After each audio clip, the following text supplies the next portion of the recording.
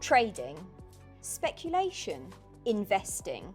Discover the most powerful techniques to generate profit in bull and bear markets. Hear from the most successful traders in the world. This Trader's Perspective podcast is brought to you by BBOD, the largest non-custodial crypto derivatives exchange worldwide.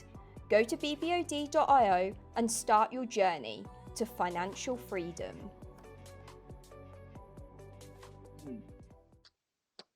Hello and welcome to this podcast hosted by BBOD to inspire and help traders succeed in the markets.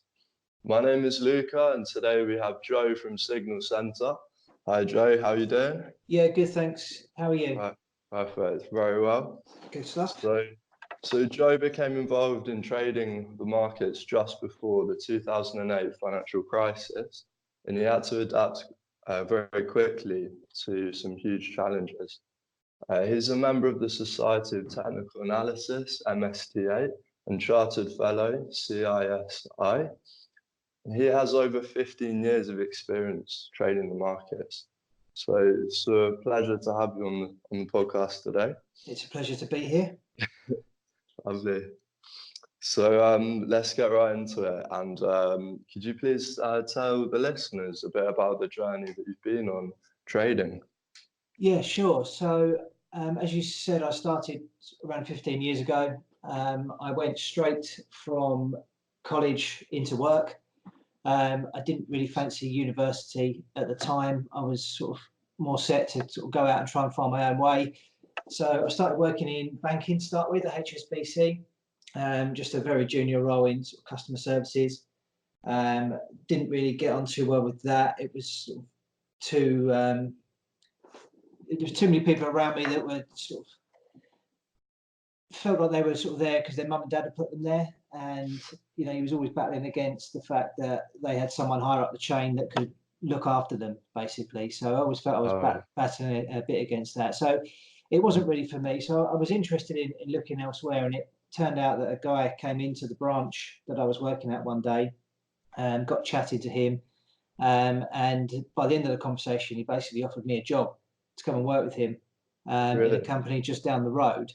Nice. I knew nothing about broking. I knew it was something that interested me at the time, and it was something that I'd want to potentially get involved in. So I went to check it out. It was a really, really small outfit. So we're going from working at HSBC, a multi-billion-pound company, to this tiny little company down the road.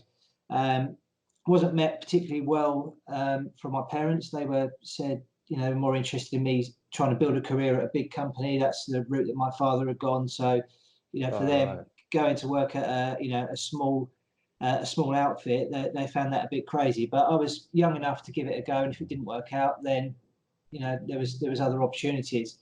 So I went to go and work at this company. It was very telephone based. It was hard selling, basically, cold calling people to try and get them to invest in what was private equity or pre-IPO investment. So ultra speculative stuff. What year was that when you joined? It's got to be 2003, I think. Really? 2004. So it was post the tech boom. Yes. Yeah, so was the economy pretty poor shape, to be honest, at that time? Because we were dealing with pre-IPOs and I was so young to it all, I sort of really didn't have any interest in kind of what the economy was doing. I was so green to it all, so it wasn't something. Yeah. I mean, people obviously talked about the tech boom. I guess that was still fresh in the memory for people.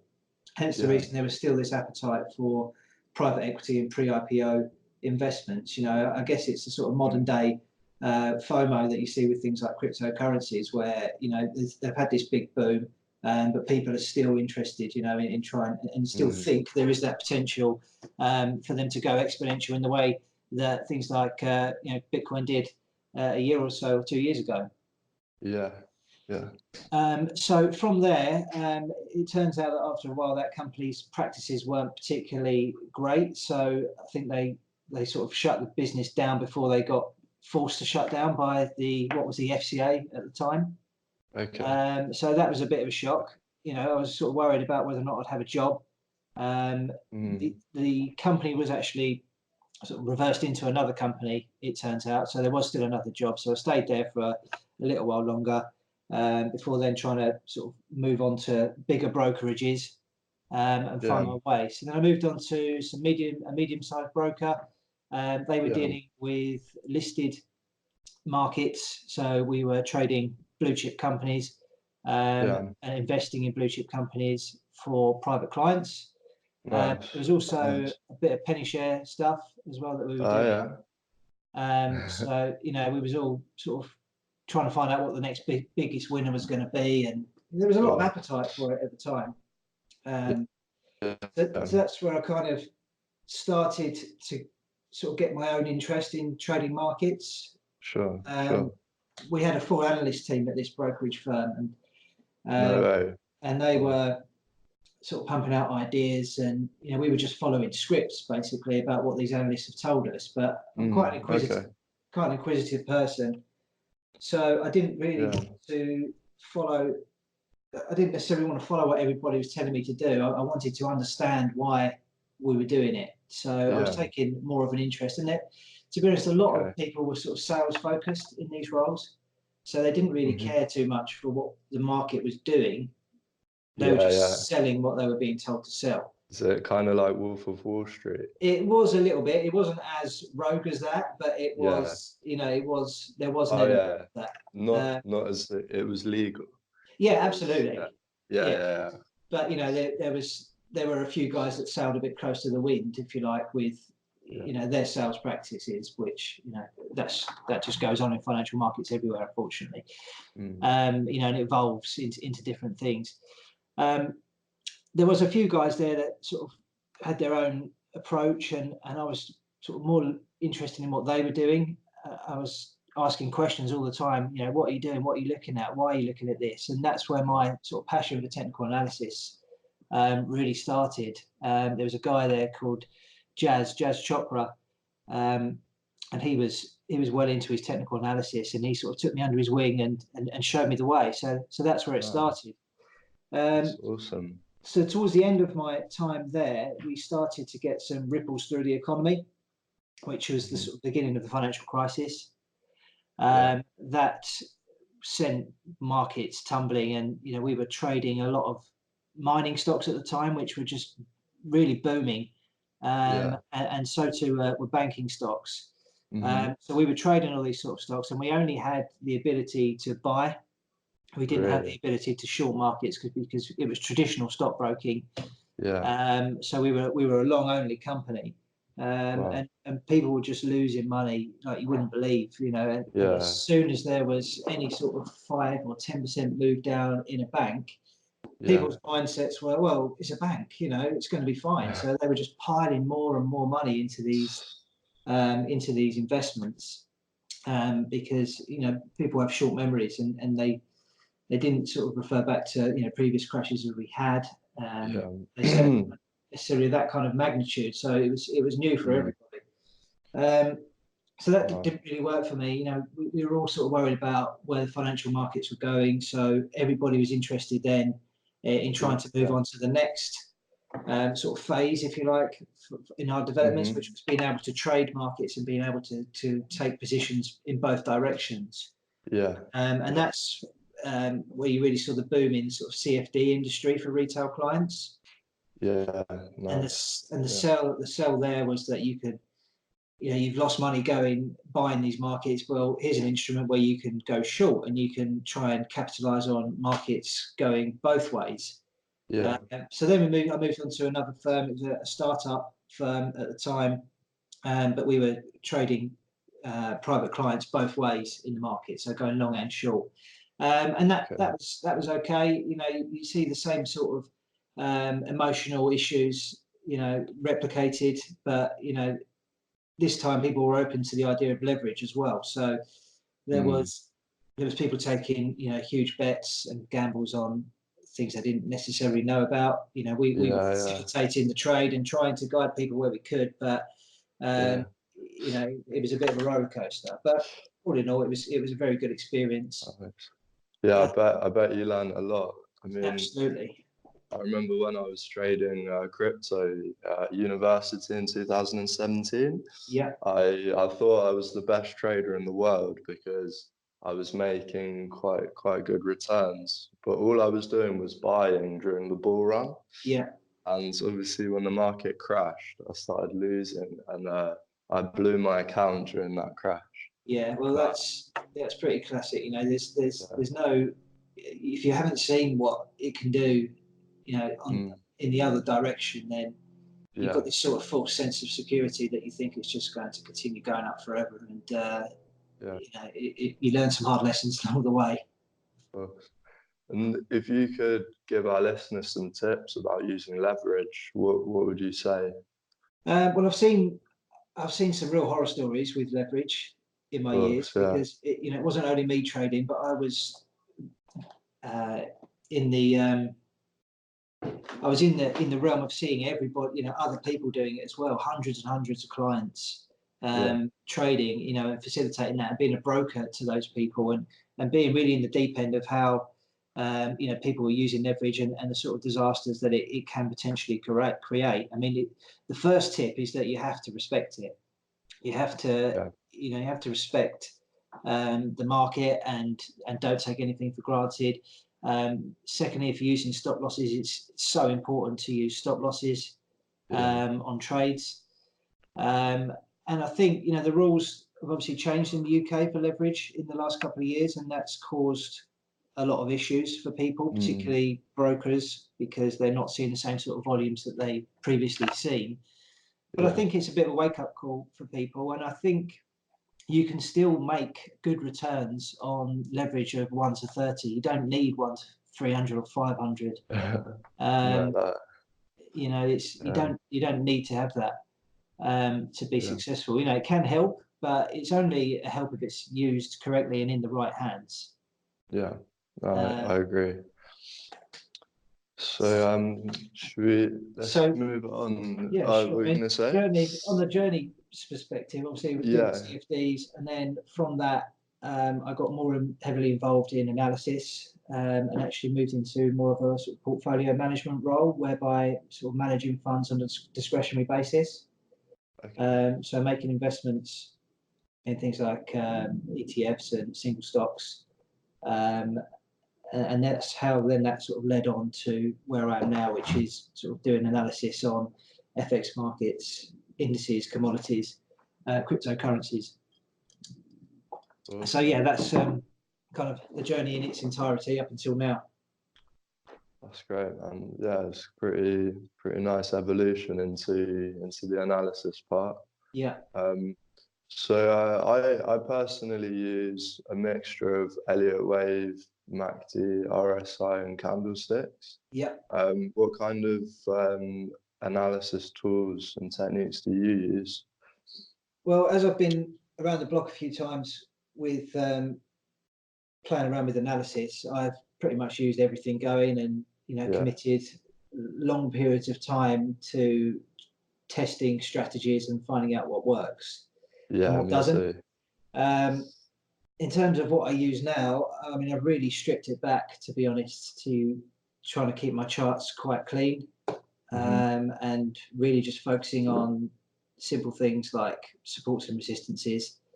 Sure. I do use Fibonacci quite a lot Hmm. in trying to sort of find entry points, and I use that in combination with things like the average true range and also some pivot points as Mm, well. Um, awesome. so in terms of my strategy as it stands at the minute, it is sort of a real stripped back version and just something that I'm comfortable with and happy with the numbers in terms of, you know, the win rates and the success and how it all plays out. So from that, I've sort of removed quite a lot of the emotion from it and Yeah. less interested in trying to win all the time. Hmm. Just more interested in trying to stay in the game and sort of defend my profit and loss really, rather than Sure. you know, trying to hit home runs all the time.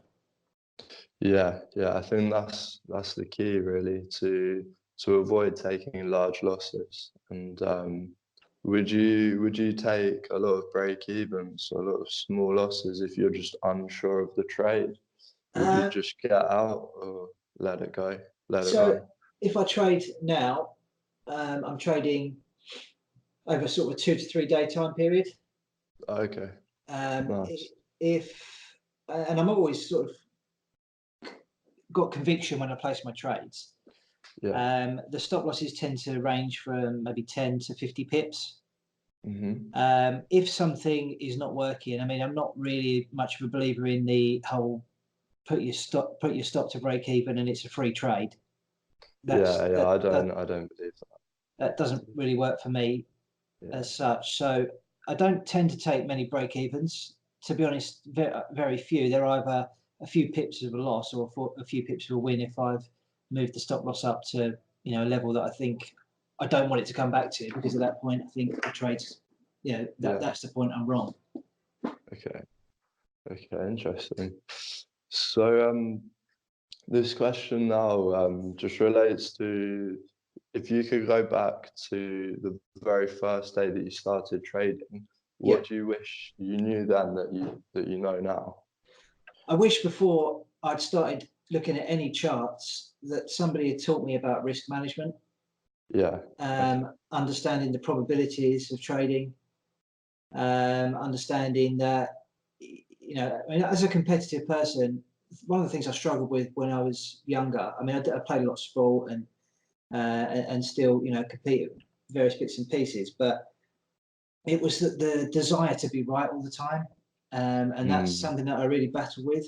And, that sort of shone through in my trading as well. When looking at technical analysis, it was, as much of a game, and I was looking at, I always wanted to be right. I always wanted to post out that to people that I'd, done this winning trade, done that winning trade, when really that's just not important. And I'd Yeah. wished people would, or someone had shown me the way with risk management, and that, Mm. you don't, it's more about managing your trades rather than focusing on the technical analysis or the analysis aspect. Yeah. I look at my trading now, my history and my career sort of averages when I've traded, and it's consistently, my win rates are around 42 to 44%. Mhm. And I always thought, if I'm going to be successful, I have to be higher than this, but they don't. When I'm Yeah. winning, I'm winning 2 to 3 to 4, 5 times more than what I'm risking when I trade. Sure. So, I can afford Nice. to have win rates around 43, 44%, Mm. and still be okay. And then I think the key to that is, and it comes back to leverage, is how much you're risking on each of these trades. If you have a win rate of 44% and you're risking Yeah. 5% of your pot on every single trade, there's no way you're going to be able to survive the inevitable drawdowns that you're going to get. Mhm. So it really is a case of risking less, being comfortable with it, removing the emotion from your process, and focusing on the risk management aspect rather than the technical analysis. As good as technical analysis is, and I swear by it, and I absolutely love it and have a passion for it. Yeah. Trading is probabilities.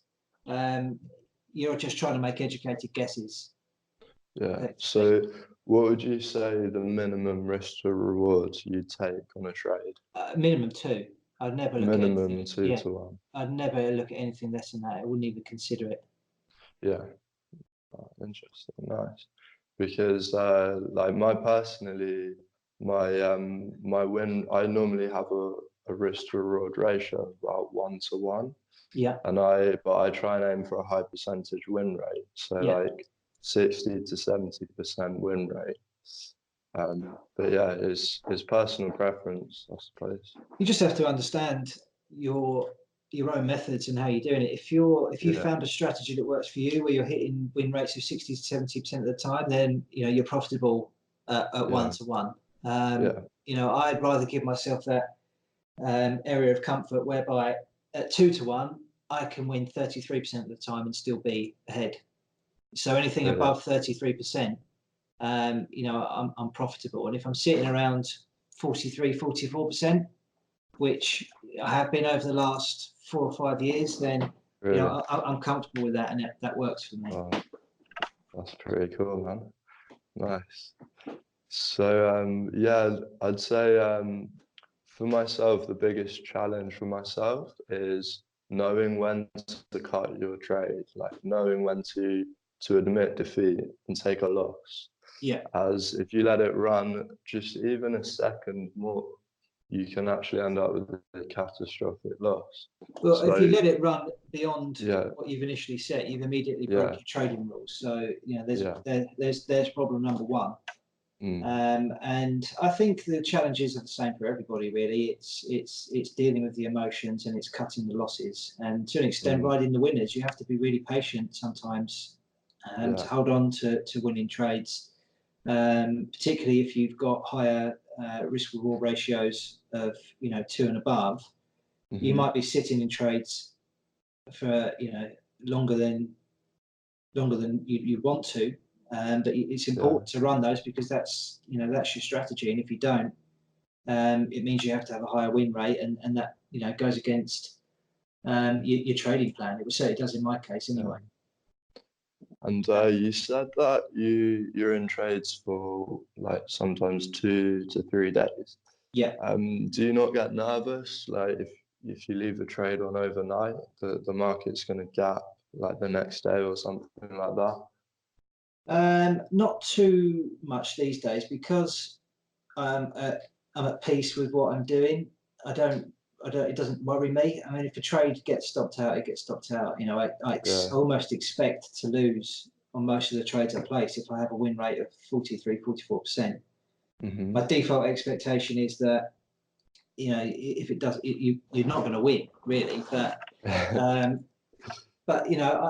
don't really. It doesn't stress me out anymore. I've learned to deal with that emotion, and it's just part of the game. I understand my strategy and my process, so it's not too much of a concern for me. I mean, I'll try and avoid holding stuff over weekends if I can.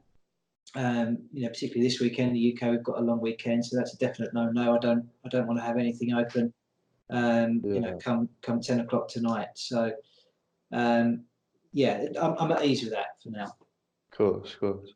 And what about trading crypto? Do you have to adapt a strategy? Yeah, I think so. I mean, crypto is great. I think for technical analysis, I think it respects levels very well. Yeah. And I think the reason for that is that newcomers to trading, taken by crypto, the first place they go to look for trading advice is how to trade, and the first thing they're going to come across is reading charts. So if you think that all these people are reading the same charts and looking for the same patterns, then there's almost kind of a self-fulfilling prophecy take on it, in that everybody's, if they're very obvious patterns, then they can play out quite nicely. The issue that I have with cryptocurrencies is that it doesn't give you a time to switch off. They're 24/7 markets. I know, it can get a bit much. I've got a family, and I don't want to be looking at my phone or my screens, every weekend, looking at what my crypto position's doing. So the strategy doesn't change too much. It's the same sort of approach, but I try and just switch off at the weekends with crypto. And I know it's there, but if I've got to draw a line in the sand, I can't be. Family is more important. Exactly, you got to have that balance. I agree with that. So for myself, like I've been training for the past 2 years, and I've studied a lot, very intensely, and so I know that you need pretty strong determination, willpower, to learn everything and to manage your losses and etc. But what do you think are the 3 most important skills that a trader needs? Well, you've hit the nail on the head with discipline. First of all, you have to be able to follow a strategy, have it written down, and do whatever you can to commit to that strategy and execute it in the best possible way. You must honour your stops. As we touched upon earlier, if you let it go that 1 pip over, you're already outside of your rules, and then you have no plan for how you plan to deal with it. And I think you have to be committed to continue learning. Trading is something that you're very unlikely to ever master, but you have to just keep learning and keep understanding and keep trying to optimize your approach. Yeah. The second most important thing or skill that a trader needs is to understand risk management, as I touched upon. If I could go back to that very first day, understanding risk management, how to size positions, how to manage trades once they're open, what to do in all circumstances, what to do if a news announcement comes out, what to do if your position gaps in an unfavorable way. You have to have all those rules ready to execute in all eventualities. So understanding risk management, I think, is massively important. Sure. Would you recommend maybe some kind of resource that our listeners can check out for that, for risk management? So I mean, there's plenty of, in terms of how I've done it, it's really quite a lot of trial and error, but also listening to some of the best in the game. Listening to podcasts, reading books. I've devoured so many books, and on it, everything from technical analysis to psychology to risk management, and there's no shortcut to any of that thing. You just got to read it and interpret it as best you can, and try and practice it. And I think in terms of skills, the third one that I'd say is emotions, really, and being able to handle those.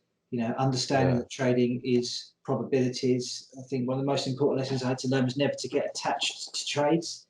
When I was back doing stocks at CFDs, we were effectively having to sell the story of a stock to people, and you kind of get engrossed in all that yourself. So if you believe, I don't know, some mid-cap oil stock is definitely going to strike oil, and you love the story and everything else, you're so emotionally attached to that trade that if it doesn't go the way that you think it's going to go, you get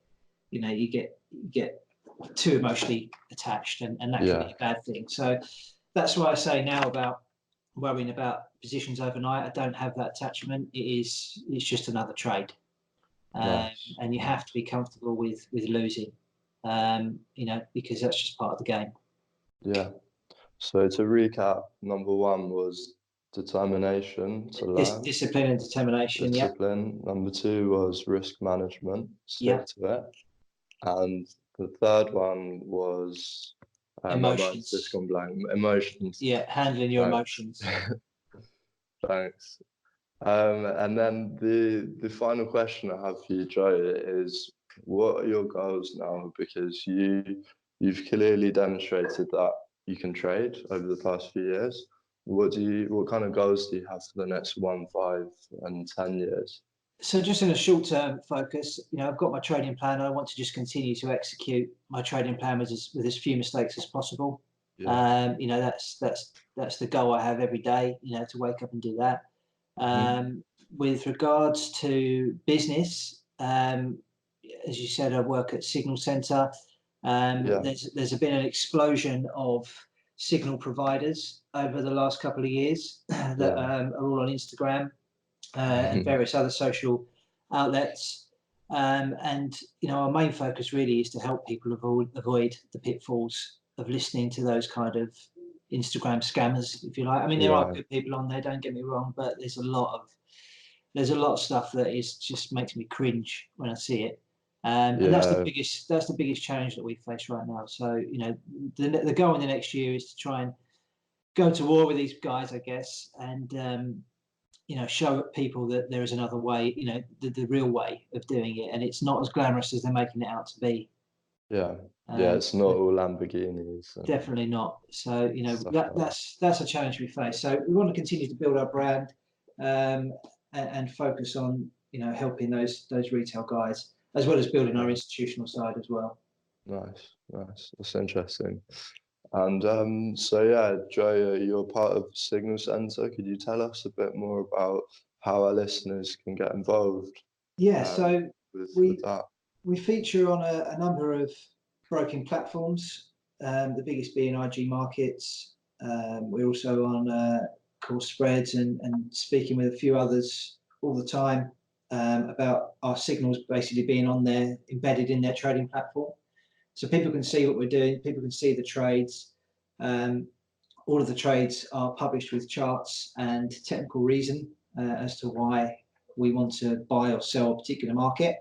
Nice. All come with entry points, stop losses, and take profit levels. And the trades are managed throughout the day. So if a trade triggers, we'll be there to let you know what to do next, where to move stop losses to. So we're with clients for the journey of the trade. Cool. Cool. So we're expanding that over to the retail arm. This is part of our taking it to the Instagram guys, really, and sort of trying to add more reality to trading, and let people know what it's actually about. So we're going to be doing a lot more webinars, coaching and mentoring sessions. We've got a Telegram group at the minute, just because that seems to be a really accessible way for people to communicate with regards to markets. And that's just, you'll find us there at Signal Centre. I'll send you the link so you can post it up in the notes. Perfect. Obviously, we're in all the other social places too, the Twitters, Instagrams, etc. And I'll send you all the links for those. Yeah, that sounds brilliant. So yeah, and I'd highly recommend it if you're a new trader, really, to sign up to one of these sites, because you get education and explanation of why people are entering trades. Yeah, it's good to get mentorship as well. I've certainly done it, and it's paid off. So I mean, there's no substitute for hard work with these things. And don't come to us thinking that we're going to have all the answers, because we're not. It's a personal journey. We can guide you in the right directions and give you a few tips that might really resonate with you and make you go away and adapt your own strategies. But we're not going to offer you the golden ticket, because everybody's strategy is different. We can only guide you into helping you with your thought processes and the risk management and the discipline. That's really our goal with this. Nice.